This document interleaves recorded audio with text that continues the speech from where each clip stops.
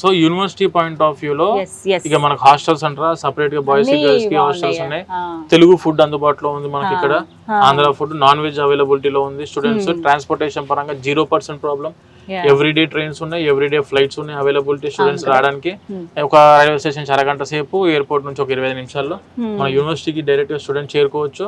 And food point of view లో non vegetarian food అందుబాటులో ఉంది. ఎవ్రీ వీక్ 2 times ఉంది. సో ప్రాబ్లం అయితే స్టూడెంట్ కి ఎక్కడ కూడా ఇబ్బంది పడడానికి అయితే లేదు మేడం. నాకైతే ఓవరాల్ గా ఇప్పుడు చూసినటువంటి అన్ని, అంటే ఇది అతిశయోక్తి కాదండి, చూసిన అన్ని యూనివర్సిటీస్ లో పిల్లలకి ఇది ఇంకొంచెం బెనిఫిట్ కదా అని అనిపించింది డెఫినెట్ గా. సో మీరు ఏం చెప్తారు ఫైనల్ గా తెలుగు పిల్లలు మేడం? parents తో పాటు బీటెక్ హై స్టాండర్డ్ లో, అంటే మన ఇండియా లెవెల్లో 16 లక్షల మందిలో 1% ఆఫ్ ద స్టూడెంట్స్ మాత్రమే సీట్లు సంపాదిస్తున్నారు.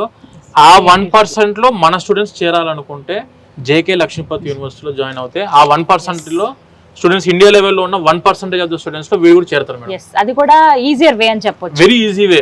మళ్ళీ మనము కోచింగ్లు లాంగ్ టర్మ్ లు తీసుకునే వాళ్ళకి ఒకటే చెప్పేది, ప్రశాంతంగా ఇక్కడ రండి, 1 year చదువుకుంటారు, ఇక్కడ 1 year చదువుకొని 2 years చదువుకుంటారు, 2 years చదువుకొని తర్వాత ఇమీడియట్ గా ఐఐటీస్కి వెళ్ళిపోండి.